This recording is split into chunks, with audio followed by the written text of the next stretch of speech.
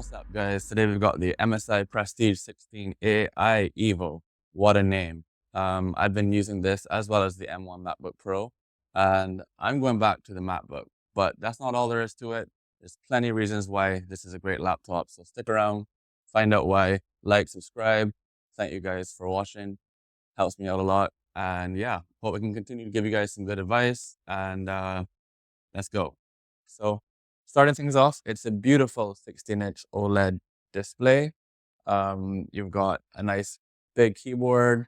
Back, you're going to have two USB-C ports, one USB-A, one full-size HDMI. On the side, you're going to have a full-size SD card slot, as well as an audio jack, and you've even got an Ethernet port in a very thin chassis. Okay, it's also got a huge battery, actually the largest battery allowed in a laptop, and well, for traveling purposes, it's the largest battery permitted on flight. It's got a full-size keyboard here.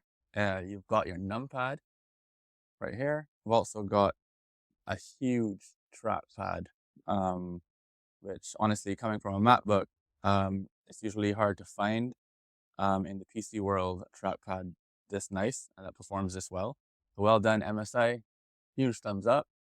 These were released in late 2023 with the Intel EVO platform, or the Intel Core Ultra processors. Core Ultra 7 now. Mention that it's also extremely light. It's actually only 1.5 kilograms. And depending on where you are in the world, that's also 3.3 pounds. Real quick, guys, also a quick like and subscribe would really help the channel out a lot.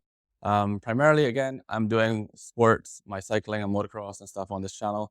However, I am going to have a playlist for the tech that I use. I'm going to help to recommend the tech that I use, and try to give you guys some pointers as well as to,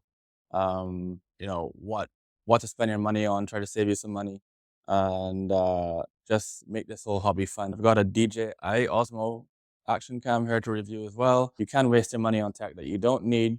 So hopefully with some of these more tech-oriented videos that I'm going to have, I can help you out. So again, guys, like and subscribe. I really appreciate it. And stick around. All right, back to the video. So kicking things off on the spec-wise, this is coming with 1 terabyte of storage, 32 gigabytes of RAM, quite impressive.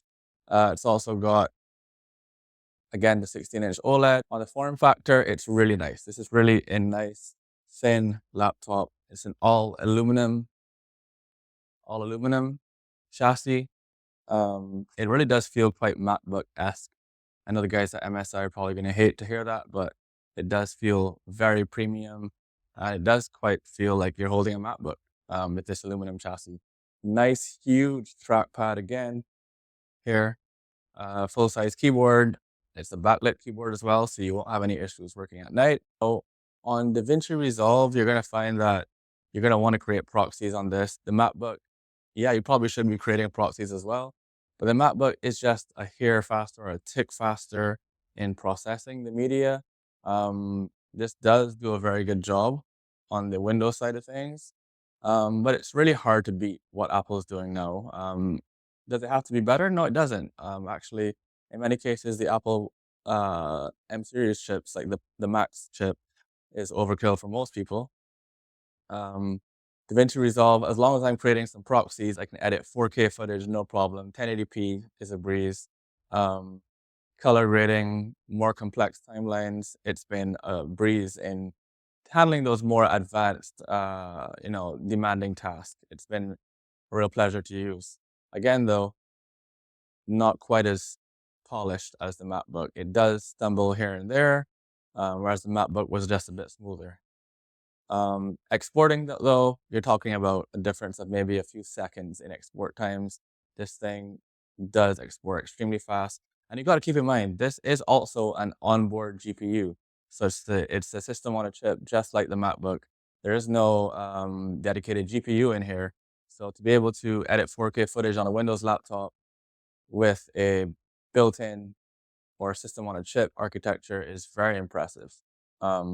Moving on to work tasks using Microsoft Office, Word, Excel, PowerPoint, browsing the web, Google Chrome. It's been fantastic. There is nothing, um, there's nothing left on the table here with this. Nothing else I would say that could possibly be better. It's right up there with the MacBook. All of these new Intel Core Ultra processors are going to be more than adequate. And yeah, this thing does not blink even once when you're doing those regular tasks. It's extremely fast. Um, I would say, again, just with the video editing and DaVinci Resolve, yes, the MacBook does have a slight edge. So that's on the performance side of things. On the speakers, though, the speakers are one thing I do not like. Um, the my iPhone is more powerful than this, and I really thought MSI could do a lot better on the audio side. I really thought MSI could do a lot better on the audio side of things. I also think the mic on this is a bit, it's lacking some of the advanced functionality or qualities. For example, on the Mac, I can get away with making some videos using the built-in mic, but on the MSI, I'm going to need to do some editing in Farlight, in DaVinci Resolve, or editing in whatever software you're using to get that audio to sound good. For a Windows laptop, I'm going to say you're going to want to invest in a dedicated mic that's going to do that proper noise canceling of external noise, people walking by. It's just better. So yeah, the mic is not so great. For conference calls and Microsoft Teams and so on, it's been great. It's good at blocking out that background noise. But for whatever reason, when it comes to trying to record your audio, I don't know if it's the driver issue or what, but the mic is not great. So you're going to want to have a dedicated mic. And I'll drop some links to some mics below. So in the end, who do I recommend this laptop for? I mean, it really is a fantastic device. I've really enjoyed using it over the past year. If I was going to stick around in the Windows environment, I would highly recommend one of these, and I would certainly buy one of these again. But for content creation, video editing, especially if you're doing some color grading, I just can't recommend this over the M1, M2, M3 MacBooks. And now we got M4 in October 2024. Apple's going to be announcing that M4 MacBook Pro in in a couple weeks. It's a tough place for anyone to compete in right now in that kind of video editing space with what Apple's doing. They're doing some amazing stuff. So again, this can do your video editing, and this can do a lot of heavy content creation work. But if you want the best, I mean, I'm just going to tell you, just go get the MacBook or get a Windows with a dedicated GPU.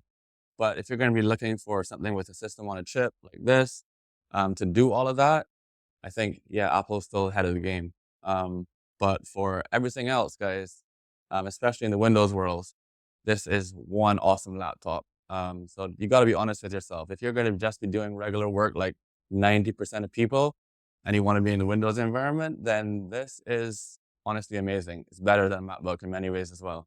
So I'm going to drop the links to this below, as well as maybe the link to the one that comes with a dedicated GPU, and that actually would be better than this if you're doing some video editing. So hope this, guys, has been helpful. And again, please like, subscribe, stick around.